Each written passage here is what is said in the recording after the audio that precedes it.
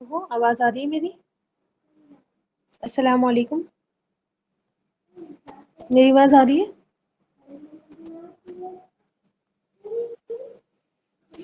جی الحمد للہ. چلیے ہم کلاس اسٹارٹ کرتے ہیں.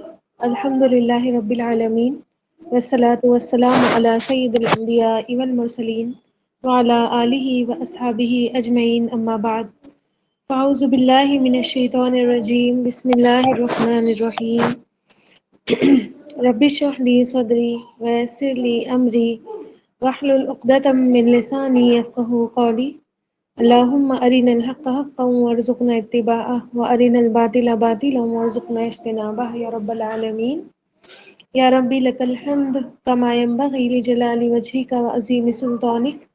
رب انی لما انزلت الی من خیر فقیر.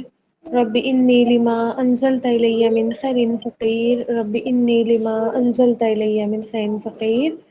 آمین یا رب العالمین.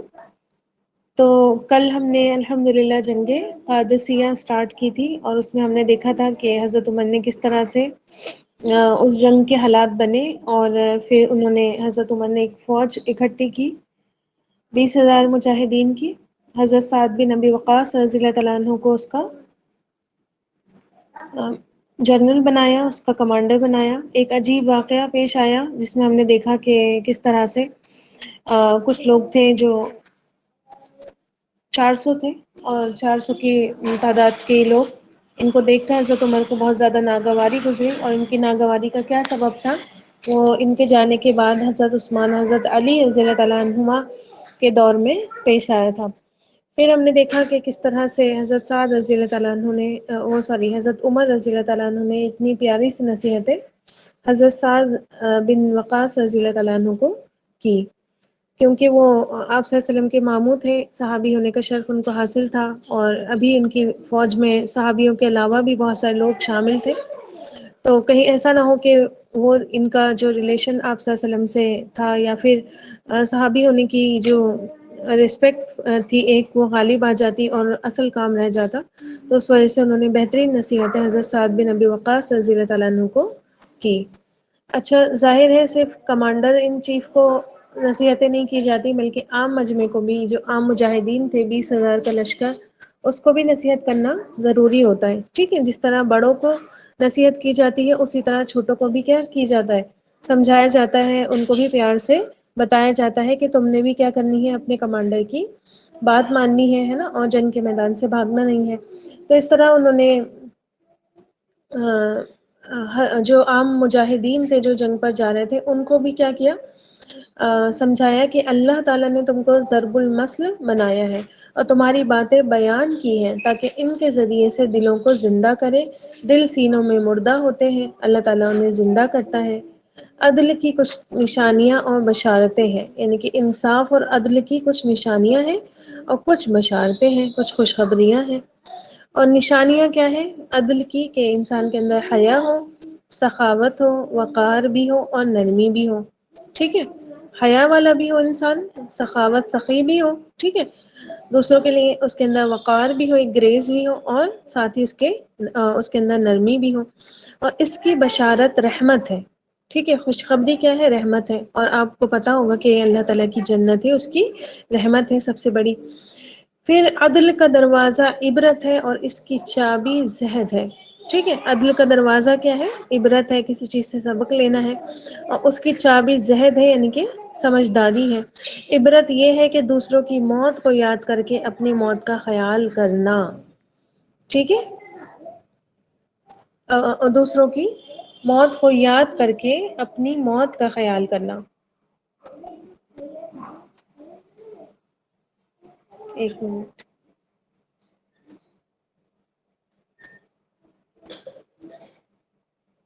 تو ظاہر ہے جنگ کے میدان میں جا رہے ہیں اور بہت سارے لوگوں کو جو ہے وہ سامنا پڑے گا، کبھی کسی کی موت سے، کبھی کسی کی موت سے. تو اس چیز کو دیکھ کر ڈرنا نہیں ہے، اس چیز کو دیکھ کر بھاگنا نہیں ہے، اس چیز کو دیکھ کر اپنے حوصلے ختم نہیں کرنے ہیں، بلکہ کرنا کیا ہے، اپنی موت کا خیال کر لینا ہے کہ ہمیں بھی ایک دن اللہ تعالیٰ کے یہاں جانا ہے اور اچھے اعمال پیش کر کے اس کی تیاری کرنی ہے. زہد یہ ہے، سمجھداری یہ ہے کہ دوسروں سے اپنا حق لینا ہے. ٹھیک ہے، یعنی کہ دوسروں کے پاس چھوڑنا بھی نہیں ہے اپنا حق. یہ سمجھداری نہیں ہوتی کہ آپ اپنا حق، آپ کا رائٹ جو آپ کو آپ کے لیے ضروری ہے اور آپ کو اس کی ضرورت بھی ہے، اپنا حق کسی پر چھوڑ دیں آپ. ٹھیک ہے کہ نہیں نہیں ہم تو امن پسندی چاہتے ہیں. حق چھوڑنے سے امن پسندی کبھی بھی حاصل نہیں ہوتی ہے. ٹھیک ہے، یہ چیز آپ غلط وے میں لے کر جا رہے ہوتے ہیں اگر یہ سوچ رہے ہوتے ہیں کہ آپ اپنا حق چھوڑ دیں گے تو امن پسندی ہو جائے گی. ہاں اس جگہ پر جہاں پر کوئی بہت بھاری جھگڑا ہو رہا ہے یا کھینچ تان ہو رہی ہے وہاں پر اپنا حق چھوڑ لیتا ہے انسان، تو پھر اللہ کے نبی صلی اللہ علیہ وسلم نے جنت کے بیچوں بیچ محل کی بشارت دی ہے. تو کہتے ہیں زہد یہ ہے، سمجھداری یہ ہے کہ دوسروں سے اپنا حق لے لینا اور ہر صاحب حق کا حق اس کو پہنچا دینا. یعنی کہ نہ تو اپنا حق کسی کو ماننے دینا، یہ بھی ظلم ہے. لاک لگا ہوا ہے نیچے. اور کسی کا حق چھین لینا یہ بھی ظلم ہے. تو اپنا بھی حق لے لو اور دوسروں کا حق اس کو پہنچا دو، اور اس کے لیے کوئی لین دین نہ کرنا. جو شخص بقدر کفایت پر قناعت نہیں کرتا اور کسی چیز سے اس کا پیٹ نہیں بھرتا. ٹھیک ہے، یعنی کہ ایسا انسان تم سے مانگنے کے لیے آئے جس کے پاس اچھا خاصا سب کچھ ہو، اس کے باوجود اس کا پیٹ نہیں بھر رہا ہو، تو اس سے کوئی لین دین مت کرنا. کبھی قرض مانگنے آ جائے، کبھی تم سے کچھ اور مانگنے آ جائے تو اس کو مت دینا. تو اپنی شکایتیں میرے سامنے پیش کرو یا ان لوگوں کے سامنے پیش کرو جو مجھے پہنچا دے، میں بلا تردد حقدار کو اس کا حق دلوا دوں گا. اگر تمہیں کوئی اب دیکھیں اتنی بڑی جنگ پر جا رہے تھے، ظاہر ہے اتنے سارے لوگ، 20,000 لوگ، ہر کسی کو تو کمانڈر خوش نہیں کر سکتا نا، ہر کسی کی بات نہیں مان سکتا. کبھی کبھی اس کو اپنی بھی چلانی پڑتی ہے، کبھی کبھی سب سے اپنی چلوانی پڑتی ہے، کبھی کبھی کسی کی ماننی پڑتی ہے. بہت سارے لوگوں کا کیا رہ جاتا ہے، کیا ہو جاتی ہے، شکایت ہو جاتی ہے ٹیم میں. ٹھیک ہے، تو کتنی بہترین بات ہے کہ کہتے ہیں کہ اپنی شکایتیں مجھ تک لے آنا، ان لوگوں کے سامنے لے آنا جو مجھے تمہاری شکایت پہنچا دے، میں تمہارا حق تمہیں بنا دیر کیے دلوا دوں گا. ٹھیک ہے. خیر آپ دیکھیں مثنیٰ رضی اللہ تعالیٰ عنہ ادھر تیاری میں تھے اور ان کے ساتھ 8,000 کے مجاہدین تھے، اور مقام ذی قار کا مقام ہے، وہاں پہ حضرت سعد رضی اللہ تعالیٰ عنہ کا انتظار کر رہے تھے. لیکن میں نے آپ کو کل بتایا تھا کہ جنگ قادسیہ میں وہ شریک نہیں ہوئے تھے کیونکہ ان کی وفات ہو گئی تھی. ان کے زخم کھلنے کی وجہ سے، زخموں میں تکلیف کی وجہ سے ان کی کیا ہو گئی تھی، ڈیتھ ہو گئی تھی. ٹھیک ہے، تو یہ ذی قار کا مقام تھا. ذی قار یہاں پر یہ انتظار کر رہے تھے، لیکن حضرت سعد کے وہاں پہنچنے سے پہلے ہی ان کا انتقال ہو گیا. پھر مثنیٰ رضی اللہ تعالیٰ عنہ کے بھائی تھے معنا. ٹھیک ہے، معنا وہ حضرت سعد سے آ کر ملے، اور اب دیکھیں ایک بھائی ان کے پہلے ہی شہید ہوئے ہیں، حضرت مسعود ہے نا، ایک یہ خود شہید ہوتے ہیں مثنیٰ، ایک بھائی اور اب آگے آ جاتے ہیں اور آ کر وہ حضرت سعد سے ملتے ہیں. مثنیٰ رضی اللہ تعالیٰ عنہ کے ضروری مشورے انہوں نے کیا کیے، حضرت سعد کو بتائے کہ ایسے ایسے بھائی جو ہے بول کر گئے ہیں. پھر حضرت عمر رضی اللہ تعالیٰ عنہ کی ہدایتیں پہنچی کہ قادسیہ میں خیمہ زن ہو اور وہاں اپنے مورچے اس طرح قائم کریں کہ سامنے عراق کی زمین اور پیچھے عرب کے پہاڑ ہوں، تاکہ فتح ہو تو بلا روک ٹوک آگے بڑھتے چلے جائیں. ٹھیک ہے، اس طرح سے یعنی کہ پیچھے سپورٹ ہو جائے تمہاری پہاڑوں کی، ٹھیک، اور آگے زمین ہی زمین ہو تاکہ فتح ہو تو ہم آگے بڑھتے چلے جائیں. اگر خدا نخواستہ دوسری صورت پیش آئے، یعنی کہ شکست والا حساب کتاب دکھنے لگے، تو پیچھے ہٹ کر پہاڑوں کی اوٹ میں چلے جائیں. ٹھیک ہے، تاکہ زیادہ سے زیادہ، اب دیکھیں تب کیا تھا، پیچھے دریا تھا، ہے نا، سمندر تھا، اور چوز ایسی جگہ کی جاتی ہے. یہ بھی جنگ کے ٹیکٹکس میں، جنگ کے آداب میں سے ہے بات کہ ایسی جگہ چوز کی جائے جو آپ کے لیے سوٹیبل ہو دونوں طریقے سے. اگر آپ کو لگ رہا ہو کہ آپ فتح پا رہے ہیں تو آپ کے لیے آگے بڑھنا آسان ہو. ٹھیک ہے، ایسا نہیں ہو کہ آگے ہی سمندر آ جائے یا آگے ہی پہاڑ آ جائے. اور آپ صلی اللہ علیہ وسلم بھی دیکھیے جب بھی جاتے تھے پہاڑ، احد کا پہاڑ بدر کے میدان میں ہے نا، تو پہاڑ کی اوٹ لیتے تھے، ہے نا، پہاڑ پیچھے ہوتا تھا، آگے آپ صلی اللہ علیہ وسلم اپنی فوج آگے کی طرف منہ کر کے کرتے تھے، آگے کی طرف رخ کر کے فوج کو ارینج کرتے تھے. تو یہ بھی ایک ٹیکٹیک ہوتی ہے. تو کہتے ہیں کہ پیچھے پہاڑ ہوں گے تو ہم وہاں پر چلے جائیں گے، ہے نا، وہاں کا سہارا لے لیں گے، اور اگر آگے زمین ہوگی ہمیں فتح ملے گی تو ہم کیا کریں گے، آگے بڑھتے چلے جائیں گے. تو اس طرح سے انہوں نے یہ ایک سجھاؤ ان کو دیا. پھر کیا ہوتا ہے، میں نے آپ کو بتایا تھا کہ یزگرد، ٹھیک ہے، یزگرد کو جو ہے وہ بنایا گیا تھا، جرنیل بنایا گیا تھا اس جنگ کا، اور ایران کی طرف سے یہ لڑ رہا تھا. حضرت عمر کا حکم تھا کہ جنگ سٹارٹ کرنے سے پہلے کوئی بھی جنگ سٹارٹ کی جائے اس سے پہلے اتمام حجت اور دعوت اسلام کے لیے اسلامی ایمبیسڈر جو ہے ایران کے دربار میں بھیجے جائیں، ٹھیک ہے، ایران کے دربار میں بھیجے جائیں۔ تو اب دیکھیں کہ یہ آپ صلی اللہ علیہ وسلم کی بھی سنت رہی، یہ حضرت ابو بکر کی بھی سنت رہی، اور اسی سنت کو حضرت عمر نے بھی فالو کیا کہ جنگ کے میدان میں جاؤ تو سب سے پہلے کیا کرو، دشمن سے بس مار کٹائی کرنے کے لیے نہیں جاؤ، بلکہ پہلے ان کو دین کی دعوت دو، ان پر حجت تمام کرو، پھر وہ نہیں مانتے ہیں تو صلح وغیرہ کا حساب کتاب دیکھو، آخر بات جو ہے وہ جنگ پر آ کر ٹکتی ہے، ٹھیک ہے۔ تو خیر ایک ایمبیسڈر بھیجنا تھا، اور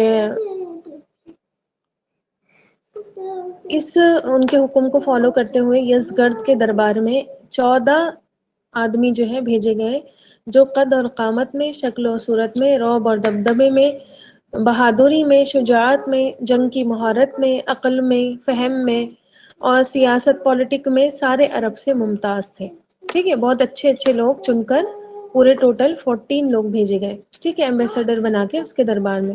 انہوں نے بڑی باکی سے اس سے کہا کہ تم اسلام قبول کر لو تو ہمارے بھائی بن جاؤ گے، ہمارے تمہارے حق پھر برابر ہو جائیں گے اور ہم یہاں سے واپس چلے جائیں گے، ٹھیک ہے۔ پہلی بات انہوں نے یہ کہی، دوسری بات یہ کہی کہ اگر اسلام نہیں قبول کرتے تو تم صلح لے لو، ہے نا، صلح قبول کر لو اور جزیہ دینا قبول کر کے اسلام کی حفاظت اور پناہ میں آ جاؤ، امن اور امان سے رہو گے، زمین میں فتنہ اور فساد مت پھیلاؤ، تمہاری حکومت برقرار رہے گی۔ یہی آپ صلی اللہ علیہ وسلم کیا کرتے تھے، ہے نا، اگر کوئی اسلام کے دائرے میں آ جاتا تھا، چاہے وہ مسلمان بن کر آ رہا ہو یا چاہے ذمی بن کر آ رہا ہو، میں نے آپ کو ذمی کی ڈیفینیشن بہت اچھے سے بتائی ہوئی تھی کہ ذمی کون ہوتا ہے، تو اگر ذمی بن کر آ رہا ہو تو پھر وہ کیا ہو جاتا تھا، حفاظت سے ہو جاتا تھا، اس کی حکومتیں نہیں چھینی جاتی تھیں، اس کی زمینوں پہ قبضے نہیں کیے جاتے تھے، ٹھیک ہے۔ یہ عدل، یہ انصاف نہیں ہوتا تھا کہ کوئی بھی مسلمان جو ہے ایک ذمی سے اس کی زمینیں، اس کی جائیدادیں، اس کی حکومتیں چھیننے لگے، ٹھیک ہے۔ تو وہی بات رکھتے ہیں کہ اگر اسلام نہیں قبول کرنا تو ٹیکس دے کر رہنے لگو اور جو ہے تم پناہ میں آ جاؤ گے، امن امان سے رہو گے، تمہاری حکومتیں بھی ایسے کیسی ہی رہیں گی۔ تھرڈ ون کہتے ہیں کہ اگر یہ بھی تمہیں منظور نہیں ہے تو پھر تلوار ہمارے تمہارے درمیان فیصلہ کر دے گی، ٹھیک ہے۔ اگر دونوں باتوں میں سے کوئی بھی بات نہیں مان رہے ہو تو ٹھیک ہے، پھر تلوار اٹھاؤ اور آ جاؤ میدان میں۔ یہ سن کر جو ہے بہت زیادہ اس کو غصہ آیا یزگرد کو، اور بہت غضبناکی کے عالم میں اس نے سفرا سے بڑی حکارت آمیز گفتگو کی اور ان سے کہا، یہ جو 14 سفیر جو گئے تھے، ایمبیسڈرز گئے تھے، ان کو بڑا انہوں نے جو ہے وہ ان کی ڈس ریسپیکٹ کی اور کہا کہ تمام دنیا میں تم سے زیادہ ذلیل، اعوذ باللہ من ذالک، اور بدبخت کوئی قوم نہیں تھی۔ تم جب کبھی ہم سے سرکشی کرتے تھے تو سرحد کے زمینداروں کو حکم بھیج دیا جاتا تھا اور وہ تمہارے بل نکال دیتے تھے، اگر ایلچیوں کا قتل جائز ہوتا تو تم میں سے ایک بھی زندہ بچ کر نہیں جاتا، ٹھیک ہے۔ خیر آپ دیکھیں کہ اس وقت اتنی انسانیت باقی تھی، آج جو بالکل ہی مر چکی ہے، ہیومینٹی کا نام ہمیں کہیں نہیں دکھائی دے رہا آج، اس وقت اتنی انسانیت باقی تھی کہ جو ایمبیسڈرز جاتے تھے، جو آپ کی پیغام لے کر جاتے تھے سفیر، ان کو قتل کرنا جائز نہیں تھا، ٹھیک ہے۔ یہ آداب تھے، اور یہ صرف مسلمان نہیں بلکہ یہ ہر قوم فالو کیا کرتی تھی، ٹھیک ہے، ہر قوم نے یہ فالو کیا ہے، اس وقت کی جاہل قوموں نے بھی یہ چیز فالو کی تھی، اور یہ کوئی بری بات نہیں ہے، بہت اچھی بات ہے، اور اسلام نے بھی اس کو برقرار رکھا ہے، ٹھیک ہے۔ تو خیر آپ دیکھیں کہ ایران کے قومی شاعر ہیں فردوسی، ٹھیک ہے، انہوں نے جو ہے اس کے اشتعال کو اور اس کی جو یہ جو یزگرد تھا اس کے غصے کو جو ہے اپنے شعروں میں بھی قلم بند کیا ہوا ہے، ٹھیک، جس طرح سے اس نے جو ہے بدتمیزی سے بات کی۔ پھر اس نے کیا کیا کہ اس نے جو ہے مٹی سے بھرا ہوا ٹوکرا منگایا اور کہا کہ تم میں سے جو سب سے زیادہ عزت دار ہو اسے اپنے سر پر اٹھا لے اور یہاں سے نکل جائے۔ دیکھ رہے ہیں آپ لوگ ان کی بدتمیزی کا عالم، ٹھیک ہے۔ ہاں، اور خیر آپ دیکھیں کہ جب انسان کسی کی قدر نہیں کرتا، کسی کی ریسپیکٹ نہیں کرتا تو انسانیت کے لیول سے بھی ڈاؤن ہو جاتا ہے نا، اور بہت سارے لوگ جن کے اندر انسانیت ہوتی ہے وہ ہر دوسرے بندے کی ریسپیکٹ کرتے ہیں، ٹھیک، اور جن کے اندر نہیں ہوتی انسانیت تو وہ کسی کی بھی ریسپیکٹ نہیں کرتے۔ تو آپ دیکھیں کہ کہتا ہے کہ اس کو جو تم میں سب سے زیادہ عزت دار ہے اس کو اٹھائے اور یہاں سے نکل جائے، اپنے سردار سے جا کر کہہ دے کہ میں تمہاری سرکوبی کے لیے رستم کو بھیج رہا ہوں۔ رستم اور یزگرد یہ دونوں کیا تھے؟ جرنیل بنائے گئے تھے ایران کے. وہ تم سب کو قادسیہ کی کھائی میں دفن کر دے گا. پھر میں تو اس کو تمہارے ملک میں بھیج کر تم کو ایسا مزہ چکھاؤں گا کہ تم شاپور کو بھول جاؤ گے. ٹھیک ہے. خیر اب دیکھیں کہ اس نے اتنی بڑی بات کہی ہے نا، اور کہ تمہیں جو ہے سب کو قادسیہ میں ہی دفن کر دوں گا، اور تمہارے ملک میں لوگوں کو بھیجوں گا، اور وہاں پر بھی تمہیں ایسا مزہ چکھاؤں گا کہ تمہیں نانی تمہاری یاد آ جائے گی. ٹھیک. تو ان میں سے ایک شخص تھے عاصم بن عمرو. ٹھیک ہے. عاصم بن عمرو تھے. جلدی سے آگے بڑھے، انہوں نے ٹوکرا اٹھا لیا اور سب گھوڑے دوڑاتے ہوئے حضرت سعد بن ابی وقاص رضی اللہ تعالیٰ عنہ کے پاس قادسیہ پہنچ گئے اور کہا کہ اے سعد تمہیں مبارک ہو، دشمن نے اپنی زمین خود ہمیں دے دی. اللہ اکبر. لیکن ان کے جذبے کتنے بہترین ہوتے تھے نا. وہ مٹی کا ٹوکرا اٹھانے میں چوکے نہیں، وہ ہے نا، فوراً اٹھایا، اٹھا کر ان کے پاس آئے اور اس چیز کو بھی پازیٹیو لیا. اپنی ذلیل، اپنی اہانت، اپنی جو ہے وہ بے عزتی انہوں نے محسوس نہیں کی کہ اس میں ہماری کوئی بے عزتی ہو رہی ہے. نہیں، انہوں نے کہا دیکھو انہوں نے تو اپنی مٹی، اپنی زمین ہمیں خود ہی اپنے حوالے کر دی. ٹھیک ہے. تو مبارک ہو سعد، ہم تو جیت ہی گئے. خیر اب دیکھیں کہ اس کے بعد کیا ہوتا ہے کہ رستم کی ریکویسٹ پر ایک کے بعد ایک دو سفارتی جو ہے اس کے پاس بھیجی گئی، مگر نتیجہ وہی کا وہی رہا. ایران والے نہ تو اسلام قبول کرنے پر تیار ہوئے، نہ ہی ٹیکس دینے پر تیار ہوئے. فیصلہ تلوار پر ہی ٹکنا تھا. ٹھیک ہے. اچھا، رستم نے جو ہے پہلے سے ہی اس نے دیکھا ہوا تھا کہ اسلام کا لشکر جو ہے کس طرح فتح پر فتح پا رہا ہے، ایک بڑھتے ہوئے سیلاب کی طرح ہر طرف چھا رہا ہے اسلام. اور اس پر جو ہے سونے پر سہاگا والی بات کے اعلیٰ اخلاق، نیکی، تقوی، ان کی دیانت، امانت داری، ان کی آرگنائزیشنز، ان کے عدل، ان کی برابری دیکھ کر جو ہے بڑی اس کو حیرت ہوتی تھی، بڑی اس کو حسرت ہوتی تھی. اور تاسف کے انداز میں وہ کہتا تھا کہ اکلا امرو کبدی یا علم الکلاب الاداب، کہ عمر میرا کلیجہ کھا گیا کہ اس نے وحشیوں کو تہذیب اور آداب کا نمونہ بنا دیا. ٹھیک ہے. کتنی بڑی بات ہے کہ ایک نان مسلم انسان جو اتنا زیادہ مسلمانوں سے جلتا ہے، کہتا ہے کہ اس نے جو ہے وحشی لوگوں کو ادب و تہذیب سکھا دی. ٹھیک ہے. عمر میرا کلیجہ کھا گیا، اس نے وحشیوں کو تہذیب اور آداب کا نمونہ بنا دیا. ظاہر ہے آپ دیکھیں کہ ایک ایسی قوم کے بارے میں آپ امیجن کریں جو آدی واسی ہو، ہے نا، آدی واسی زندگی گزارتی ہو. ان کی لینگویج بھی آپ نے دیکھی نا، بالکل عجیب ہی ہوتی ہے، پتہ نہیں کیا بولتے ہیں، سمجھ میں نہیں آتا. ان کا رہن سہن عجیب ہوتا ہے، ان کا کھانے پینے، ان کو نا کوئی تمیز نہیں ہوتی، کوئی تہذیب نہیں ہوتی، کوئی کلچر جو ہے ان کے اندر نہیں ہوتا. ٹھیک ہے. سیم یہی دور جہالت عرب میں تھا. ٹھیک. نہ ان کا کوئی کلچر، نہ ان کا کھانے پینے کا کوئی طریقہ، بس جو ہے وہ بس بدتمیزی ہی بدتمیزی، اور کسی کا کوئی ریسپیکٹ نہیں، کسی کی کوئی اوقات نہیں. ٹھیک ہے. بس جو ان کو سمجھ میں آ رہا ہے وہ کر رہے ہیں. اچھا لگ رہا ہے کوئی چیز تو غلط بھی ہے تو اس کو اپنا لیا، اگر کوئی چیز غلط ہے، صحیح ہے اور اس کو نہیں اچھا لگ رہا تو وہ نہیں کر رہے. ٹھیک ہے. اس طرح سے ان کو کوئی ادب نہیں تھا، کوئی تہذیب ان کے اندر نہیں تھی. لیکن آپ دیکھیں دھیرے دھیرے آپ صلی اللہ علیہ وسلم نے ان کا دماغ بلڈ کیا. اس کے بعد حضرت ابو بکر کی طرف آئے تو بہت سارے کام حضرت ابو بکر نے اس طرف کیے، کلچر اور اس کو ایٹیکیٹس کو لے کر. اس کے بعد جو ہے حضرت عمر نے جو ایک بہترین نمونہ بنا دیا سمجھ لیجیے پوری فوج کو. تو اسی پر یہ بات کر کے کہہ رہا ہے کہ میرا کلیجہ یہ عمر کھا گیا، اور جو ہے اس نے وحشیوں کو تہذیب و ادب سکھا دیا. ٹھیک. اچھا وہ شعر میں آپ کو بتانے جائی تھی، ایران کے جو فردوسی نے لکھا ہوا ہے: زشیر شتر پوردن و سوسمار ہاں عرب را بجائے رسیدست کار، کہ تخت کیارا کند آرزو تفو بر تو اے چرخ گردہ تفو. ٹھیک ہے. یہ ان کا فارسی میں شعر ہے. ایران میں ابھی بھی پرشین وغیرہ بہت زیادہ کلچر میں ہے، وہیں سے پرشین لینگویج نکلی. میں آپ کو اس کا ٹرانسلیشن بتا دیتی ہوں کہ اونٹنیوں کا دودھ پی پی کر اور گوہ کا گوشت کھا کھا کر. ٹھیک ہے. عرب جو تھے اونٹ کا دودھ پیتے تھے، اور گوہ آپ کو پتہ ہے نا چھپکلی کے طور پر ایک بہت بڑا سا جانور ہوتا ہے چھپکلی کے ٹائپ کا، اور وہ کھانا حلال ہے. ٹھیک ہے. لیکن آپ صلی اللہ علیہ وسلم نے ناپسندیدہ فرمایا ہے، کھانے سے منع نہیں کیا گیا. تو کہتا ہے کہ اونٹ کا دودھ پی پی کر اور گو کا گوشت کھا کھا کر اب عربوں کی یہ حالت ہو گئی ہے کہ ایران کے تخت اور تاج کی آرزو کرنے لگے ہیں۔ اے گردش روزگار تجھ پر تف ہے، ٹھیک ہے، تجھ پر افسوس ہے۔ تو یہ اس نے یس گرد جو تھا اس نے غصے میں یہ باتیں کہی تھی، اسی کو ترجمہ کرتے ہوئے یہ فردوسی اس طرح سے لکھتے ہیں، ٹھیک۔ ہاں نہیں ڈائناسور نہیں ہوتا ہے وہ، چھپکلی سے تھوڑا سا بڑا ہوتا ہے، ٹھیک ہے، ڈائناسور نہیں ہوتا ہے۔ اللہ اکبر، ڈائناسور کہاں سے آ گئے؟ خیر آپ دیکھیں کہ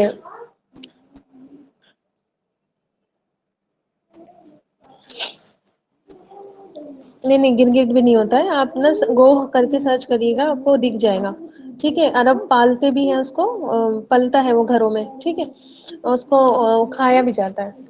خیر آپ دیکھیں کہ رستم جو ہے اپنی اڑ میں ہی رہا، اڑ کے ساتھ ساتھ جو ہے اس نے 1,25,000 1,25,000 ایرانی فوج اکٹھا کی، جو 30,000 مسلمانوں سے جن کا واسطہ تھا، ٹھیک ہے۔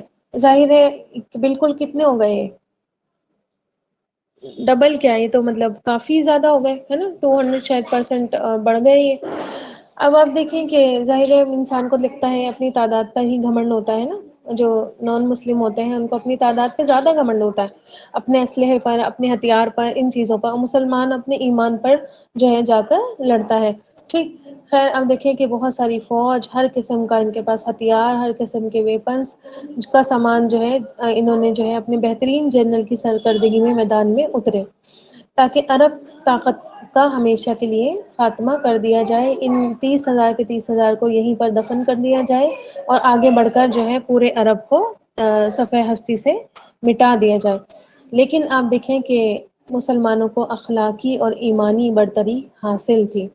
حضرت سعد کو عرق النساء کی، جو سائٹکا کا پین ہوتا ہے نا، اس کو اردو میں عرق النساء کہتے ہیں، ٹھیک ہے۔ سائٹکا کا پین آپ کو شاید پتہ نہیں ہوگا، مجھے نہیں پتا کتنے لوگوں کو پتا ہے، پیر میں ہوتا ہے، پیچھے کی سائڈ نس کا پین ہوتا ہے، سائٹکا ایک نرو ہوتی ہے اس کا پین ہوتا ہے، ٹھیک ہے۔ اس کی بہت تکلیف تھی، آپ کو پتا ہوگا کہ جب یہ تکلیف ہوتی ہے تو اٹھنا بیٹھنا سب حرام ہو جاتا ہے، ٹھیک ہے۔ تو گھوڑے پر سوار ہونا تو بہت بڑی بات تھی، عام جو ہے وہ حرکت سے بھی معذور تھے۔ انہوں نے خالد بن ارطفا کو جو ہے اپنا سیکریٹری ان چیف بنایا، ٹھیک ہے، کمانڈر تھے یہ، تو سمجھ لیجیے ایک طریقے سے وائس کمانڈر مقرر کیا، اور خود میدان جنگ کے کنارے واقع ایک پرانے محل کی چھت پر تکیوں کے سہارے سے جا کر بیٹھ گئے۔ اور آپ دیکھیں ہر صورتحال سے ان کو وہاں سے ہر صورتحال دکھ رہی تھی، اور جو بھی ان کو گائیڈ کرنا ہوتا تھا پرچوں پر لکھ لکھ کر، گولیاں بنا کر خالد بن ارطفا کی طرف پھینکتے چلے جاتے تھے، اور وہ ان کی گائیڈنس کے مطابق ضروری کارروائیاں کرتے رہتے تھے۔ میدان جنگ میں پہلی بار یہ طریقہ جو ہے یوز کیا گیا، حضرت سعد رضی اللہ تعالیٰ عنہ نے اختیار کیا، جو طریقہ آج ترقی کرتے کرتے ٹیلی گرامز، ٹیلی فون، وائرلیس موبائل فونز، پیجرز کی صورت اختیار کر چکا ہے، ٹھیک ہے۔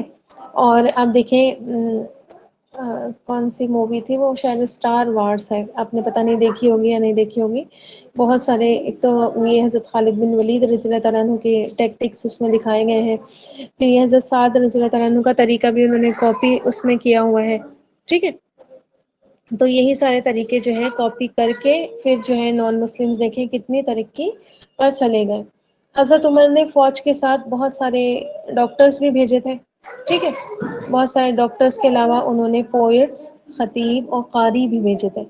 انہوں نے جو پرجوش نظمیں کہیں ہے نا، خطیبوں نے جو ہے بہت اچھے اچھے خطبے دیے، اور جو بھی موقع کے حساب سے قرآن کی آیتیں ہوتی تھی، خاص طور پر سورۃ الانفال کی جو آیتیں ہوتی تھیں ان کی تلاوت کر کر کے مجاہدین کو جذبہ دلایا جہاد کا، اور سرفروشی سے ان کو سرشار کیا، ٹھیک ہے۔ تو یہ بھی ایک بہت ضروری بات ہوتی ہے، کوئی نہ کوئی موٹیویشن ہونی چاہیے ساتھ میں۔ ہم بھی دیکھیں کبھی نعتوں سے موٹیویشن لیتے ہیں، کبھی کسی کے شعروں سے موٹیویشن لیتے ہیں، کبھی کسی کی اسپیچز سے موٹیویشن لے رہے ہوتے ہیں۔ ہمیں بھی کبھی کبھی اب دیکھیں ہم اپنا اپنا پڑھتے ہوتے ہیں، پڑھنے کے ساتھ کیا ہوتا ہے ہمارا مطلب ایمان کا لیول ڈاؤن ہونے لگتا ہے، ہمارا کاموں میں دل نہیں لگتا، پھر ہم چاہتے ہیں کہ بھائی کوئی اچھی سی اسپیچ ہو جائے تو مزہ آ جائے، ہے نا۔ کسی کی سن لی جائے تو ذرا ایمان تازہ ہو جائے. ٹھیک ہے، تو یہ ضرورت ہر کسی کو ہر دور میں لگی رہتی ہے. اور اس سے انسان باہر نہیں ہے. ایسا نہیں ہے کہ اس کے اندر ہی کوئی بیٹھا ہے اس کو کک لگانے کے لیے، نہیں، بلکہ کبھی کبھی باہر سے بھی کک کی ضرورت انسان کو پڑتی ہے، کسی بھی صورت سے ہو وہ. ٹھیک ہے، شعروں کی صورت سے ہو، ہے نا، یا پھر کسی کے اسپیچز کی صورت سے ہو، یا پھر قرآن ہی کسی کے منہ سے اچھے سے سن لے انسان. قرآن بھی بہترین موٹیویشن ہے، قرآن سے اچھی موٹیویشن تو کوئی بھی نہیں ہے. ٹھیک ہے، تو قرآن ہی سن لے، کسی بھی طرح سے موٹیویشن مل جائے، مل جاتی ہے. تو سیم انتظام حضرت عمر نے کر کے بھیجا. خیر ظہر کی نماز کے بعد جنگ شروع ہوئی، جو 3 دن اور 1 رات مسلسل جاری رہی. اتنی لمبی جنگ. ٹھیک ہے، ایرانیوں کے بڑے بڑے بہادر اور جنگجو سالار حضرت قعقاع بن عمرو، عمرو بن معد، طلیحہ بن خویلد اسدی، زہرہ بن حویہ، یہ سارے مسلمان بہادر تھے. ان کے ہاتھوں مبارزت کرنے میں مارے گئے. ٹھیک ہے، مبارزت آپ کو پتہ ہے نا کہ کیا ہوتا تھا، 1 on 1 جنگ ہوتی تھی. ٹھیک ہے، یعنی کہ ایک باہر آیا اور اس نے کہا کہ چلو آؤ میرے ساتھ، کون لڑے گا، آ جاؤ، کس کے اندر دم ہے. تو ایک بندہ گیا اور اس سے لڑ کر آ گیا. ٹھیک ہے، پھر جیسے جو ہار گیا، مطلب جو مر گیا، پھر جو جیت گیا، جو زندہ رہا، اس نے پھر سے کسی کو بلایا کہ چلو آؤ، آپ کس میں دم ہے، آ جاؤ کھاڑے میں. ٹھیک ہے، تو پھر وہ گیا. اس طرح سے 1 on 1 والی جنگ ہوا کرتی تھی. تو یہ کچھ مجاہدین کے نام تھے جن کو میں نے بتایا. انہوں نے بڑے بڑے بہادر اور جنگجو سالاروں کو مار گرایا. جنگ جسر جس نے فتح کی تھی، آپ کو پتہ ہے نا، وہ افسوسناک جنگ جو تھی جس میں بہت سارے مجاہدین مارے گئے تھے اور شہید ہوئے تھے، اور صرف 3,000 بچ کر آئے تھے. اس کا جو فاتح تھا بہمن، اس کو بھی قعقاع بن عمرو نے قتل کیا. ٹھیک ہے، اور عام ایرانی فوج پر اس کا سائیکولوجیکل ایفیکٹ بہت گہرا پڑا.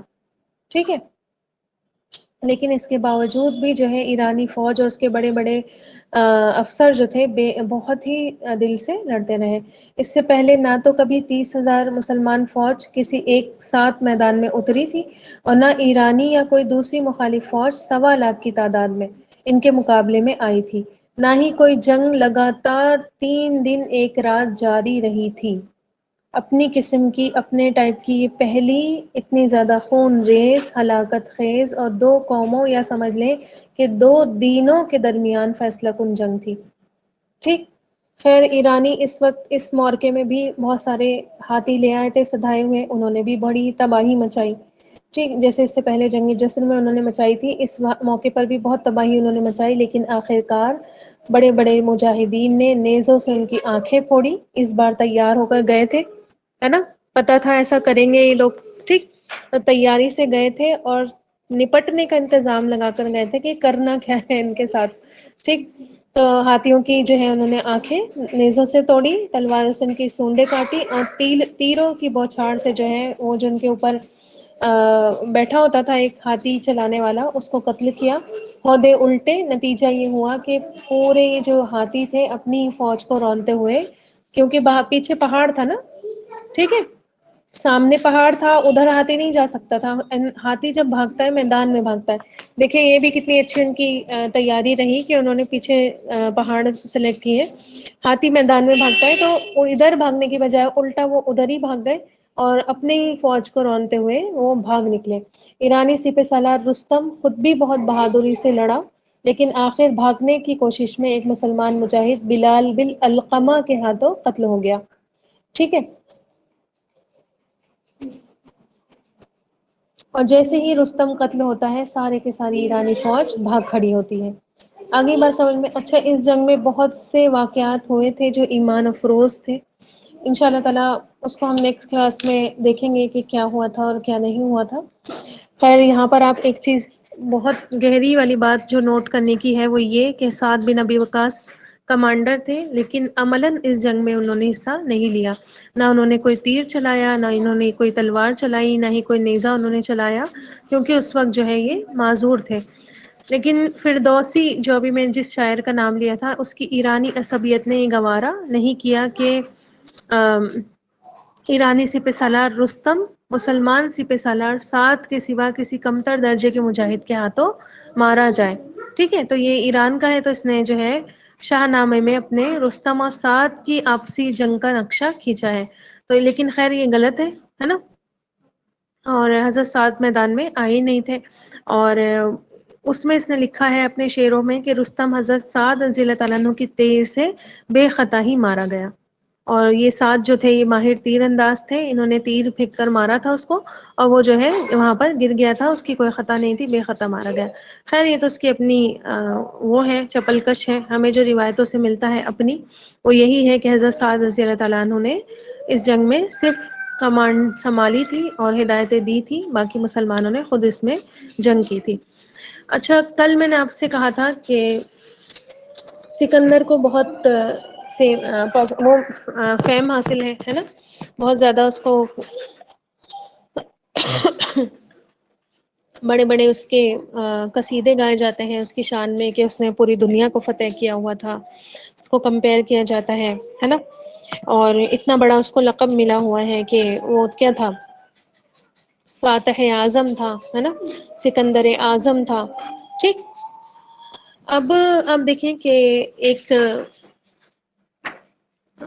کیا کہوں میں ان کو، اورینٹلسٹ ہوتے ہیں نا جو، ٹھیک ہے، کریٹکس جو ہوتے ہیں، کریٹکس لکھتے ہیں، انہی میں کریٹک ہیں جاوید چودھری.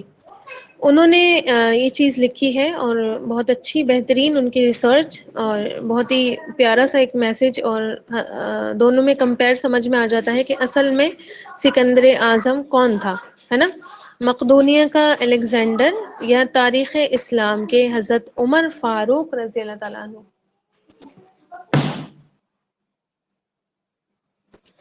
یہ وہ سوال ہے جس کا جواب دنیا بھر کے مورخین پر فرض ہے دینا. ٹھیک ہے. کیونکہ آپ دیکھیں کہ یہ ساری چیزیں جو کریٹ ہوتی ہیں کہ اس نے یہ کیا، اس نے وہ کیا، یہ کون کرتا ہے؟ جو ہسٹورینس ہوتے ہیں وہی کرتے ہیں، ہے نا. انہی کا کام ہوتا ہے کہ وہ کسی کے شان میں اتنا کچھ لکھ دیتے ہیں اور کسی کو بالکل ڈاؤن کر دیتے ہیں. تو کہتے ہیں کہ وہ سوال ہے جس کا جواب دینا دنیا بھر کے ہسٹورینس پر فرض ہے. آج SMS کا دور ہے، موبائل میسجنگ سسٹم چند سیکنڈ میں ادھر سے ادھر خیالات کو پہنچا دیتا ہے. اور ماڈرن دور کی اس سہولت سے اب قارئین اور ناظرین بھی بھرپور فائدہ اٹھاتے ہیں، پڑھنے والے فائدہ اٹھاتے ہیں، ہے نا. پچھلے روز کسی صاحب نے پیغام بھجوایا کہ کاش آپ آج حضرت عمر فاروق پر کالم آپ نے لکھا ہوتا. یہ پیغام پڑھتے ہی مجھے یاد آیا آج تو حضرت عمر فاروق کا یوم شہادت تھا. ٹھیک ہے، یعنی کہ انہوں نے یہ ان کے یوم شہادت پر لکھی تھی بات. اور میں اس وقت سے سوچ رہا ہوں مقدونیہ کا الیگزینڈر سکندر اعظم تھا یا حضرت عمر فاروق رضی اللہ تعالیٰ عنہ سکندر اعظم تھے. ہم نے بچپن میں پڑھا تھا مقدونیہ کا الیگزینڈر 20 سال کی عمر میں بادشاہ بنا. ٹھیک ہے، یہی سب کچھ ہم نے بھی پڑھا ہوا ہے، کوئی نئی بات نہیں ہے اس میں کہ اگر کسی کو سمجھ میں نہیں آئے، یہ ساری باتیں ہم نے پڑھی ہوئی ہیں. ٹھیک. تو آپ دیکھیں کہ کہتے ہیں کہ بچپن میں ہی ہم نے پڑھا تھا کہ مقدونیہ کا الیگزینڈر 20 سال کی عمر میں بادشاہ بنا. 23 سال کی عمر میں وہ اپنی جگہ سے نکلا. اس نے سب سے پہلے پورا یونان فتح کیا. اس کے بعد وہ ترکی میں داخل ہوا. ٹھیک، ترکی میں داخل ہوا، پھر ایران کے دارا کو شکست دی، پھر وہ شام جا پہنچا، پھر اس نے یروشلم اور بابل کا رخ کیا، پھر وہ مصر پہنچ گیا، ایجپٹ جو ہے آج. ٹھیک. پھر وہ ہندوستان آیا. ہندوستان میں اس نے پورس سے جنگ لڑی، اپنے عزیز جان گھوڑے کی یاد میں پہالیہ شہر آباد کیا. مکران سے ہوتا ہوا اس نے واپسی کا سفر شروع کیا. راستے میں اس کو ٹائیفائیڈ ہو گیا اور 33 سال کی عمر میں بخت نصر کے محل میں انتقال کر گیا. دنیا کو آج تک بتایا جاتا ہے کہ وہ انسانی تاریخ کا عظیم جرنیل، فاتح اور بادشاہ تھا، اور تاریخ نے اس کے کارناموں کی وجہ سے ہی اسے الیگزینڈر دی گریٹ کا نام دیا، یعنی کہ سکندر اعظم. ٹھیک ہے، بادشاہوں کا بادشاہ اس کو بنا دیا. لیکن آج 21 سینچری کے اس سال کے پہلے دن میں پوری دنیا کے ہسٹورینز کے سامنے میں یہ سوال رکھتا ہوں کہ کیا حضرت عمر کے ہوتے ہوئے الیگزینڈر کو سکندر اعظم کہلانے کا حق حاصل ہے؟ میں دنیا بھر کے ہسٹورینز کو سکندر اعظم اور حضرت عمر فاروق رضی اللہ تعالیٰ عنہ کی فتوحات اور کارناموں کے کمپیریزن کی دعوت دیتا ہوں. آپ بھی ذرا سوچئے کہ الیگزینڈر بادشاہ کا بیٹا تھا. ٹھیک ہے، کس کا بیٹا تھا؟ بادشاہ کا بیٹا تھا. اسے دنیا کے بہترین لوگوں نے گھڑ سواری سکھائی ہوگی، ظاہر ہے بادشاہ کا بیٹا تھا تو تربیت بھی بادشاہوں والی ہوئی ہوگی، ہے نا؟ بہترین لوگوں نے اس کو گھوڑا چلانا سکھایا ہوگا، اسے ایرسٹوٹل جیسے استادوں کی صحبت ملی ہوگی، اور جب وہ 20 سال کا ہو گیا تو اسے تخت اور تاج پیش کر دیا گیا، تھالی میں پروس دیا گیا، یہ بات ہے، ٹھیک ہے؟ جبکہ اس کے مقابلے میں، اس کے کمپیریزن میں حضرت عمر کی 7 پشتوں میں بھی کوئی بادشاہ نہیں گزرا تھا، اور حضرت عمر بھیڑ بکریاں اور اونٹ چراتے چراتے بڑے ہوئے تھے۔ آپ رضی اللہ تعالیٰ عنہ نے تلوار بازی اور تیر اندازی بھی کسی اکیڈمی سے نہیں سیکھی تھی، کسی بادشاہ سے نہیں سیکھی تھی۔ سکندر اعظم نے آرگنائزڈ آرمی کے ساتھ 10 سال میں 17 لاکھ اسکوائر مائل کا علاقہ فتح کیا تھا، ٹھیک ہے؟ ایک آرگنائزڈ آرمی تھی اس کی، سکندر کی، ٹھیک، اور اس میں اس نے 17 لاکھ اسکوائر میل، بہت لمبا ہو گیا نا فاصلہ، اس کا علاقہ اس نے فتح کیا تھا، جیتا تھا۔ جبکہ حضرت عمر فاروق رضی اللہ تعالیٰ عنہ نے 10 سال میں آرگنائزڈ آرمی کے بغیر، کوئی آرگنائزڈ آرمی نہیں تھی، میں نے آپ کو بتایا نا، کوئی سیلری نہیں دی جاتی تھی، جس کا من کرتا تھا جہاد کے لیے نکل آتا تھا، ہے نا؟ اور اپنی خوشی سے سب جایا کرتے تھے، کچھ ایسا کوئی سسٹم نہیں تھا۔ بنا آرگنائزڈ آرمی کے 22 لاکھ اسکوائر مائل کا علاقہ فتح کیا تھا۔ 17 اور 22 میں کتنا ڈفرینس ہو گیا، اور آرگنائزڈ اور ان آرگنائزڈ میں کتنا ڈفرینس ہو گیا، ٹھیک ہے؟ اور اس میں روم اور ایران کی 2 سپر پاورز بھی شامل تھیں۔ آگے بات سمجھ میں؟ الیگزینڈر نے سپر پاورز کو کبھی نہیں چھیڑا، اس نے وہ علاقے فتح کیے جو سپر پاورز کے انڈر میں آتے ہی نہیں تھے۔ حضرت عمر نے سب سے پہلے ہی سپر پاورز کو ہی للکارا ہے، ٹھیک ہے؟ ابھی یہ ایران سپر پاور تھی نا، ابھی تھوڑے دنوں کے بعد دیکھیے گا روم جاتے ہیں تو روم بھی سپر پاور، ٹھیک۔ آج کے سیٹلائٹ میزائل اور سب مرین کے دور میں بھی دنیا کے کسی حکمران کے پاس اتنی بڑی سلطنت نہیں ہے جو حضرت عمر فاروق رضی اللہ تعالیٰ عنہ نے نہ صرف گھوڑوں کی پیٹھ پر فتح کرائی تھی بلکہ اس کا انتظام بھی چلایا تھا، ٹھیک ہے؟ آج آپ دیکھیں سب اپنے آپ کو سپر پاور بولنے میں آگے آگے ہے، لیکن کسی کے پاس بھی اتنا علاقہ کسی نے فتح نہیں کیا ہوا ہے۔ ہر چیز ہے، میزائل بھی ہیں، سیٹلائٹس بھی ہیں، سب مرینس بھی ہیں، ہر طرح کے نیوکلیئر ایٹمز بھی ہیں نا، ایٹامک پاورز بھی ہیں، سب کچھ ہونے کے باوجود بھی اتنی بڑی سلطنت نہیں ہے جو حضرت عمر نے صرف گھوڑوں کی پیٹھ پر سوار ہو کر فتح کرائی تھی، ہے نا؟ الیگزینڈر نے اپنی فتوحات کے دوران اپنے بے شمار جرنیل قتل کرائے، بے شمار جرنیل اور جوانوں نے اس کا ساتھ چھوڑا، اس کے خلاف بغاوتیں بھی کھڑی ہوئی، اور ہندوستان میں تو اس کی فوج نے آگے بڑھنے سے ہی انکار کر دیا تھا، ٹھیک ہے؟ اگر آپ الیگزینڈر کی ہسٹری پڑھیں گے تو اس نے بہت سارے لوگ کو قتل کروایا تھا، اور شاید یہ ان لوگوں کے لیے ضروری ہوتا بھی تھا، ٹھیک ہے؟ کیونکہ وہ لوگ کیا کرتے تھے، ان کے جرنیل وغیرہ کوئی چیز جگہ فتح ہو جاتی تھی تو یہ چاہتے تھے کہ ہم اس کے بادشاہ بن جائیں، اور وہ اس کو کیا تھا، اچھا نہیں لگتا تھا، ٹھیک ہے؟ بہت سارے لوگ بغاوت بھی کر دیتے تھے، اور ہندوستان میں تو یہ اس کو سین ملا کہ فوج ہی آگے نہیں بڑھ پائی، لیکن حضرت عمر رضی اللہ تعالیٰ عنہ کے کسی ساتھی کو ان کے حکم کے اگینسٹ بولنے کی جرت کبھی بھی نہیں ہوئی، اور صرف اس لیے نہیں کہ ڈر کے مارے، ٹھیک ہے؟ بلکہ ان کی ریسپیکٹ، ان کی عزت، اور ان کا حکم کوئی غلط حکم نہیں ہوا کرتا تھا، ٹھیک ہے؟ جو کوئی مانے نہیں۔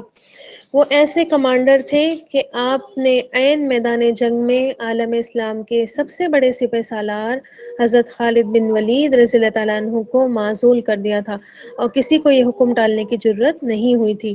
آگے بات سن میں خالد بن ولید کے بارے میں ابھی ہم انشاءاللہ تعالیٰ آگے دیکھیں گے کہ کس طرح سے بیچ میدان میں انہوں نے حضرت خالد بن ولید کو کمانڈرشپ سے ہٹایا تھا، ٹھیک، اور کسی کو یہ حکم ٹالنے کی جرت ہوئی بھی نہیں تھی۔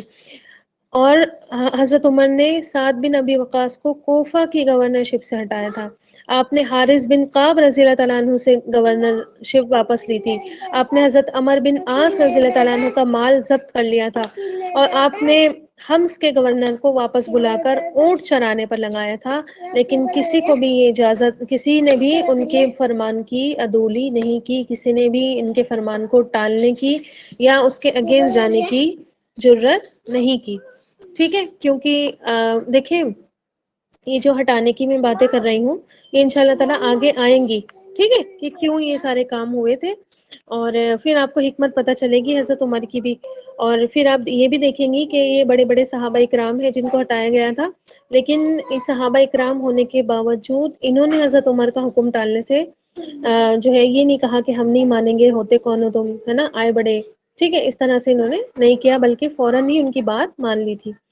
الیگزینڈر نے 17 لاکھ اسکوائر میل کا علاقہ فتح کیا، لیکن دنیا کو نہ تو کوئی نظام دے سکا نہ ہی کوئی سسٹم دے سکا.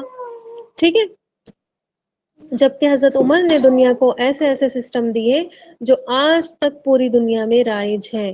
جیسے کہ آپ دیکھیں کہ حضرت عمر نے ہی فجر کی جو اذان ہے اس میں الصلاۃ خیر من النوم کا اضافہ کیا ہے نا، آج تک کیا ہے چلتا رہتا ہے. انہی کے عہد میں بتایا جاتا ہے کہ اللہ عالم کتنی صحیح بات ہے کہ تراویح کا باقاعدہ سلسلہ شروع ہوا ہے نا. پھر انہوں نے ہی شراب نوشی کی سزا مقرر کی تھی. ٹھیک ہے، شراب حرام تھی، سزا ایسی کوئی امپلیمنٹ نہیں تھی، انہوں نے ہی شروع کی تھی. پھر ہجرت، یہ جو ہجری کیلنڈر ہم دیکھتے ہیں جس کو ہم اسلامی کیلنڈر کہتے ہیں، یہ بھی حضرت عمر نے اسٹیبلش کیا تھا. جیل کا تصور، ٹھیک ہے، آج جو آپ کو جیلز بنی ہوئی دکھتی ہے یہ حضرت عمر کی ہی دین ہے. پھر انہوں نے مؤذنوں کی تنخواہیں مقرر کی تھی، ان کی سیلری فکس کی تھی. مسجدوں میں روشنی کا بندوبست کروایا تھا. پولیس کا ادارہ بنایا تھا، ڈپارٹمنٹ آف پولیس ان کی دین ہے. ٹھیک ہے، فوجی چھاونیاں بنوائی تھی، فوج کا باقاعدہ ایک ڈپارٹمنٹ قائم کیا تھا. حضرت عمر نے دنیا میں پہلی بار دودھ پیتے بچوں، معذوروں، بیواؤں اور بے آسراؤں کے اسکالرشپس کیا ملتے ہیں ان کو، پینشن ہے نا، پینشنز وغیرہ مقرر کی تھی. حضرت عمر نے ہی بے انصافی کرنے والے ججوں کو سزا دینے کا سلسلہ بھی شروع کیا تھا، ورنہ دنیا میں کوئی بھی ایسا قانون نہیں تھا جو بے انصافی کرنے والے جج کو سزا دلوا سکے. ٹھیک ہے، حضرت عمر نے دنیا میں پہلی بار حکمران کلاس کی اکاؤنٹیبلٹی اسٹارٹ کی تھی. حکمرانوں سے کوئی اکاؤنٹیبلٹی نہیں تھی، حکمرانوں سے کوئی نہیں پوچھ تاچھ کرتا تھا، حکمرانوں کے آگے بولنے کی کسی کی ضرورت نہیں ہوئی تھی. اور آپ دیکھیں کہ انہوں نے ہی یہ کام شروع کیا تھا کہ حکمرانوں سے بھی عام انسان پوچھ تاچھ کر سکتے ہیں. حضرت عمر نے راتوں رات تجارتی قافلوں کی چوکیداری کیا کرتے تھے. آپ رضی اللہ تعالیٰ عنہ فرمایا کرتے تھے کہ جو حکمران انصاف کرتے ہیں، عدل کرتے ہیں، وہ راتوں کو بے خوف سو جاتے ہیں. اور آپ صلی اللہ علیہ وسلم کا فرمان تھا کہ قوم کا سردار قوم کا سچا خادم ہوتا ہے. آج جو لوگ اپنے آپ کو پبلک سرونٹ کہتے ہیں ان کے ذرا کہیں سے ہمیں سرونٹ نظر آتے ہیں؟ پبلک سرونٹ کہنے والے اپنے آپ کو کہیں سے پبلک کے سرونٹ نظر آتے ہیں؟ ہرگز بھی نہیں نظر آتے ہیں نا. تو یہ آپ صلی اللہ علیہ وسلم کا قول تھا کہ قوم کا جو سردار ہوتا ہے قوم کا سچا خادم ہوتا ہے. اور حضرت عمر کی مہر پر لکھا تھا، عمر نصیحت کے لیے موت ہی کافی ہے. ٹھیک ہے، موت آ جائے تو پھر نصیحت کے لیے کافی ہے. حضرت عمر کے دسترخوان پہ کبھی بھی 2 ڈشز نہیں رکھی گئیں. حضرت عمر زمین پر سر کے نیچے اینٹ رکھ کر سو جایا کرتے تھے. آپ رضی اللہ تعالیٰ عنہ سفر کے دوران جہاں نیند آ جاتی تھی کسی درخت پر چادر تان کر سایہ کرتے تھے اور رات کو ننگی زمین پر لیٹ جایا کرتے تھے. حضرت عمر کے کرتے پر 14 پیوند لگے ہوئے تھے اور ان پیوند میں ایک سرخ چمڑے کا پیوند بھی تھا. موٹا کھردرا کپڑا پہنتے تھے اور باریک اور نرم کپڑے سے ان کو نفرت تھی. حضرت عمر کسی کو جب سرکاری عہدے پر اپوائنٹ کرتے تھے تو اس کے اثاثوں کا تخمینہ لگوا کر اپنے پاس رکھ لیتے تھے. ٹھیک ہے، اگر سرکاری عہدے کے بیچ اس کی پراپرٹی میں اضافہ ہوتا تھا تو اس کی اکاؤنٹیبلٹی ہو جاتی تھی. ٹھیک ہے، پوچھ گچھ اس کی سٹارٹ ہو جاتی تھی، اس کی انویسٹیگیشن بیٹھ جاتی تھی اور خود جا کر اس کی پوچھ گچھ کرتے تھے. کسی کو اگر گورنر بناتے تھے تو اسے نصیحت کرتے تھے کہ کبھی بھی ترکی گھوڑے پر مت بیٹھنا. ٹھیک ہے، ظاہر ہے وہ گھمنڈ کا اور غرور کا تکبر کا سائن ہوتا ہے نا. باریک کپڑے مت پہننا، چھنا ہوا آٹا مت کھانا، کبھی دربان مت رکھنا. ٹھیک ہے، واچ مین مت رکھنا اپنے باہر، کسی فریادی پر دروازہ بند مت کروا دینا. حضرت عمر کہتے تھے ظالم کو معاف کر دینا مظلوموں پر ظلم ہے. اگر کسی ظالم کو، کسی ظلم کرنے والے کو تم نے معاف کر دیا تو یہ تم نے مظلوموں پر ظلم کر کے خود بھی تم ظالم بن گئے. اور حضرت عمر کا یہ قول آج انسانی حقوق کی چارٹر کی حیثیت رکھتا ہے. مائیں بچوں کو آزاد پیدا کرتی ہیں، تم نے انہیں کب سے غلام بنا لیا۔ غلامی کی جو جڑ کٹی ہے، سمجھ لیجئے کہ اسلام نے ہی کاٹی ہے، اور اسلام میں بھی حضرت عمر جو ہے اس کا کریڈٹ سارا کا سارا حضرت عمر کو جاتا ہے، کہ حضرت عمر کا دور ایسا گولڈن پیریڈ آیا تھا کہ غلامی بالکل ختم ہو گئی تھی۔ کہتے تھے کہ مائیں تو بچوں کو آزاد پیدا کرتی ہیں، تمہاری کیسے مجال ہوئی کہ تم نے ان کو غلام بنایا۔ فرمایا کرتے تھے کہ میں اکثر سوچتا ہوں، حیران ہوتا ہوں کہ عمر بدل کیسے گیا۔ اور حضرت عمر اسلامی دنیا کے پہلے خلیفہ تھے جنہیں امیر المومنین حضرت عمر فاروق کا لقب دیا گیا۔ دنیا کے تمام مذہبوں کی کوئی نہ کوئی خاصیت ہے، اور اسلام کی سب سے بڑی خاصیت اس کا عدل ہے، اور حضرت عمر وہ شخصیت ہیں جو اس خاصیت پر، اس کوالٹی پر پورے اترتے ہیں۔ حضرت عمر کے عدل کی وجہ سے عدل دنیا میں عدل فاروقی ہو گیا۔ آپ شہادت کے وقت قرضدار تھے، اور حضرت عمر کی وصیت کے مطابق آپ کا ایک ہی مکان بیچ کر آپ کا قرض ادا کر دیا گیا، اور آپ رضی اللہ تعالیٰ عنہ دنیا کے واحد حکمران تھے جو فرمایا کرتے تھے کہ میرے دور میں اگر فرات کے کنارے، دریائے فرات کتنی دور تھا مدینہ سے؟ بہت دور ہے نا، اس ندی کے کنارے کوئی کتا بھی بھوک سے مر گیا تو اس کی سزا حضرت عمر کو بھگتنا ہوگی۔ آپ رضی اللہ تعالیٰ عنہ کے انصاف کی یہ حالت تھی کہ آپ کا انتقال ہوا تو ان کی سلطنت کے دور دراز علاقے کا ایک چرواہا بھاگتا ہوا آیا اور چیخ چیخ کر بولا کہ لوگوں، لگتا ہے حضرت عمر کا انتقال ہو گیا ہے۔ لوگوں نے حیرت سے پوچھا کہ تم مدینے سے اتنے ہزاروں میل دور جنگل میں ہو، تمہیں اس کی خبر کس نے دی؟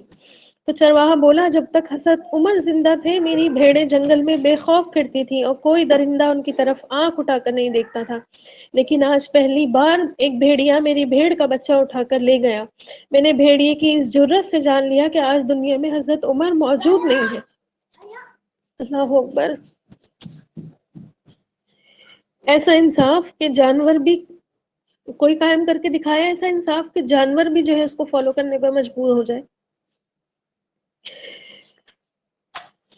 میں نے دنیا بھر کے ہسٹورینز کو دعوت دیتا ہوں کہ الیگزینڈر کو حضرت عمر کے سامنے رکھ کر دیکھیں، انہیں الیگزینڈر حضرت عمر کے حضور پہاڑ کے سامنے کنکر دکھائی دے گا، کیونکہ الیگزینڈر کی بلتائی سلطنت اس کی وفات کے 5 سال کے بعد ختم ہو گئی، جبکہ حضرت عمر نے اپنے دور میں جس جس جگہ اسلام کا جھنڈا بچھوایا تھا وہاں سے آج بھی اللہ اکبر کی صدائیں آتی ہیں، وہاں آج بھی لوگ حضرت عمر کے اللہ کے سامنے سجدہ کرتے ہیں۔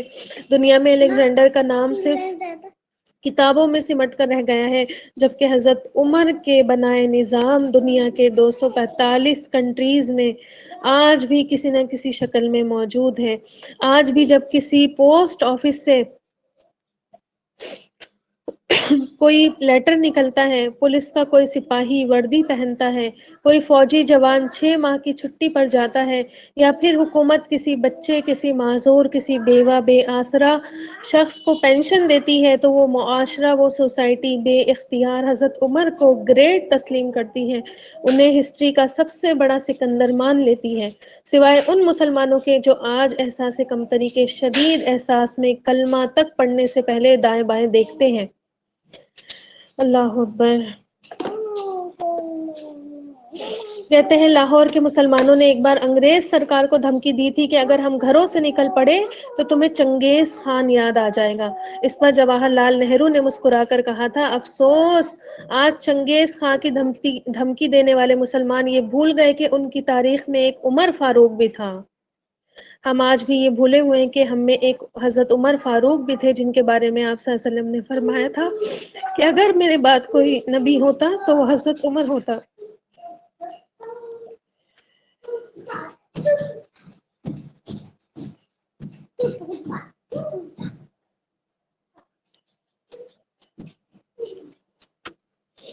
اللہ تعالیٰ سے دعا کیجیے کہ اللہ کرے کہ مسلمان اس احساس کمتری سے باہر نکلے اور ان کو اپنی ہسٹری اور اپنے لوگوں کی محبت ان کے دلوں میں سما جائے اور وہ ان کی سیرت اختیار کریں۔ بہت بڑے بڑے لوگوں کے ہم نام لیتے ہیں، اس نے یہ کیا، اس نے وہ کیا، اس نے وہ کیا، اور نہیں ہمیں کچھ پتا، تو اپنے لوگوں کے بارے میں کچھ نہیں پتا، ہم اپنے لوگوں کے بارے میں کچھ بھی نہیں جانتے۔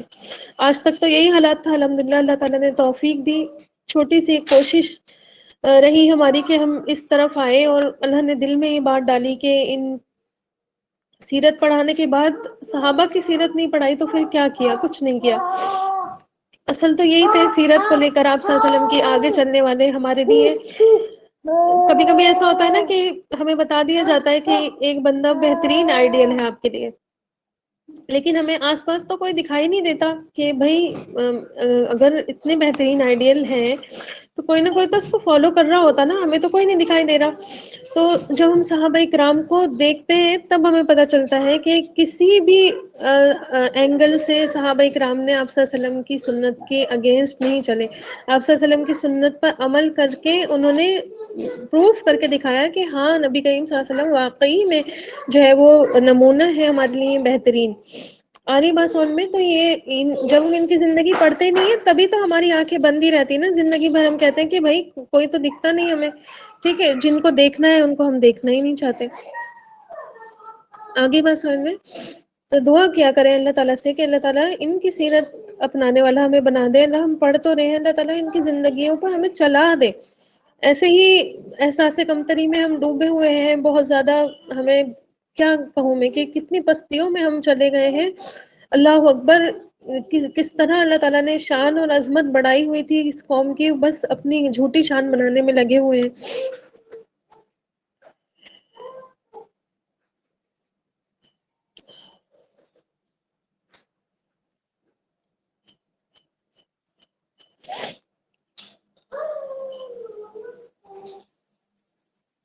خیر چلے، تھوڑی سی دیر ہے ابھی، آپ لوگ جو ہے وہ 4-5 کوشچنس لکھ لیجئے اور پھر اس کو کیجیے گا، ٹھیک ہے ان شاء اللہ تعالیٰ.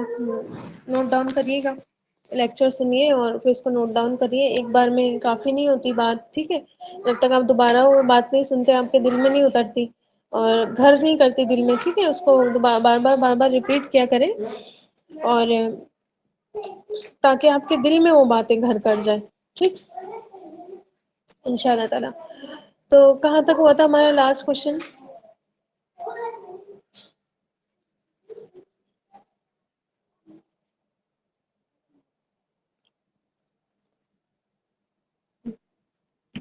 بس زیادہ ٹائم نہیں ہے، میں حضرت بس 5. جی جی بتائیں. کس سال حضرت عمر نے اپنی بیٹی آپ صلی اللہ علیہ وسلم کی نکاح میں دی؟ ان کا نام بتائیں اور ان کے پہلے شوہر کا نام کون تھے؟ ٹھیک ہے، جزاک اللہ خیر. لاسٹ کوشچن تھا ہمارا کہ حضرت عمر نے کس سال اپنی بیٹی نبی کریم صلی اللہ علیہ وسلم کی نکاح میں دی تھی، ٹھیک ہے. چلے اب ریڈی ہو جائیں آپ لوگ، ٹھیک ہے، کوشچن لکھیے.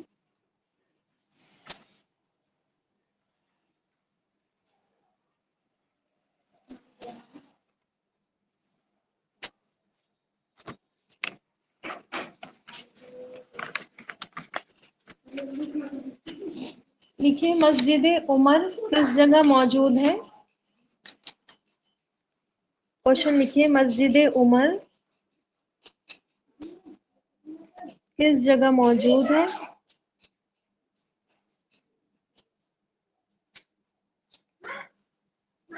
اور کب اور کس جگہ بنائی گئی؟ کس جگہ بنائی گئی؟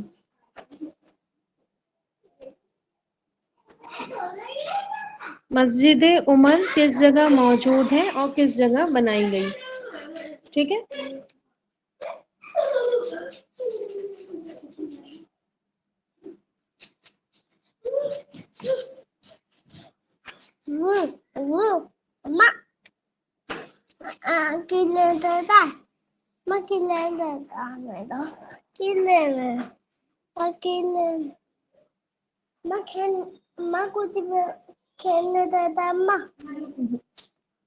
مسجد عمر نہیں، مسجد عمر کس جگہ موجود ہے اور کس جگہ بنائی گئی؟ نیکسٹ کوشچن لکھیے.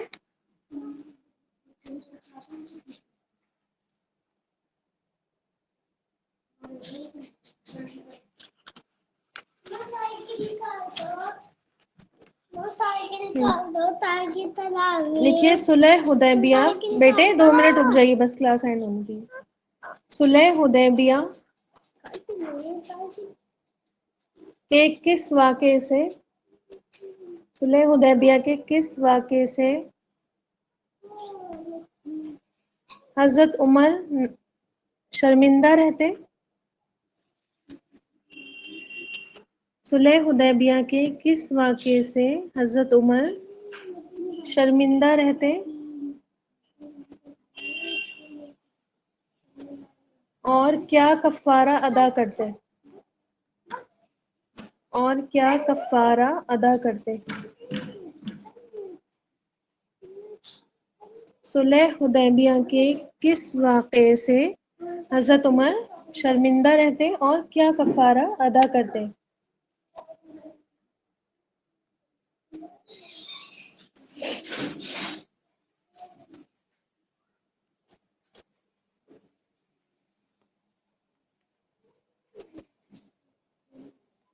جی نیکسٹ لکھیے، اسلام میں پہلا وقف کس نے اور کیسے قائم کیا؟ اسلام میں پہلا وقف کس نے اور کیسے قائم کیا؟ کس نے، کیسے اور کس زمین پر قائم کیا؟ اسلام میں پہلا وقف کس نے، کیسے اور کس زمین پر قائم کیا؟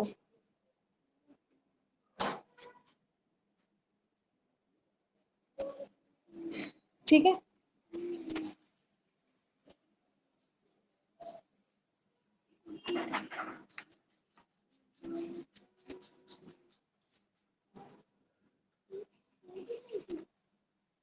فتح مکہ کے وقت لکھیے، فتح مکہ کے وقت، فتح مکہ کے وقت حضرت عمر نے حضرت عباس کی تعظیم میں کیا کہا؟ فتح مکہ کے وقت حضرت عمر نے حضرت عباس کی تعظیم میں کیا کہا؟ نہیں، ابھی نماز کو جانا، ٹھیک ہے، مسجد۔ فتح مکہ کے وقت حضرت عمر نے حضرت عباس کی تعظیم میں کیا کہا؟ اچھا 2 منٹ رکو، میری کلاس ہو جائے۔ ابھی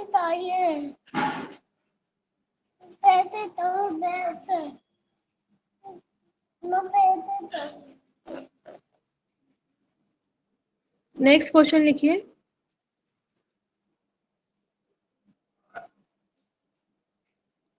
جنگ تبوک میں حضرت عمر کا کیا رول رہا؟ جنگ تبوک میں حضرت عمر کا کیا رول رہا؟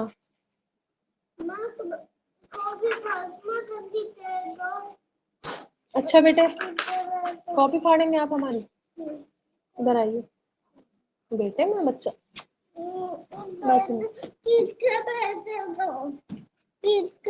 اچھا ابھی دوں گی پیسے۔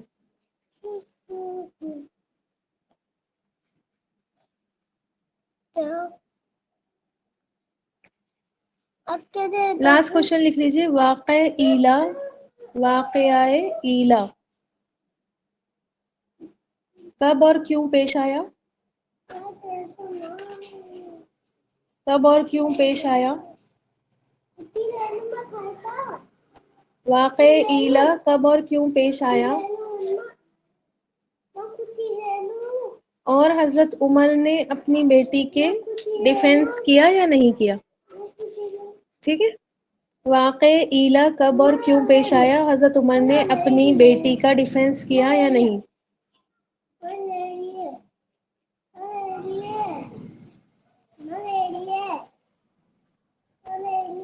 واقعہ ایلا کب اور کیوں پیش آیا اور حضرت عمر نے اپنی بیٹی کا ڈیفینس کیا یا نہیں؟ جی بیٹا، ٹھیک ہے، بس اتنا ہی رہنے دیتے ہیں ان شاء اللہ تعالیٰ۔ ابھی اس کو نیکسٹ کلاس میں آگے کنٹینیو کرا دوں گی، اور اگلے ہفتے ملاقات ہوتی ہے پھر۔ جب تک آپ باقی پچھلے لیکچر سنتے رہیں، یہ نوٹس بنا لیں آپ لوگ اپنے اپنے۔ اچھا ہاں نہیں تو اچھا بیٹے رک جاؤ، ہاں ٹھیک ہے، لے لو جاؤ۔ نہیں بس کلاس ہماری جو ہے تھوڑی وینسڈے اور تھرسڈے ہوتی ہے، ٹھیک ہے ان شاء اللہ تعالی وینسڈے ہوگی اب کلاس. دعا پڑھ لیجیے سبحان ربک رب العزت عما یصفون وسلام علی المرسلین والحمد للہ رب العالمین. سبحان اللہ وبحمدہ سبحانک اللہم وبحمدک اشہد ان لا الہ الا انت نستغفرک ونتوب الیک. جزاکم اللہ خیرا کثیرا. السلام علیکم ورحمۃ اللہ وبرکاتہ. ماما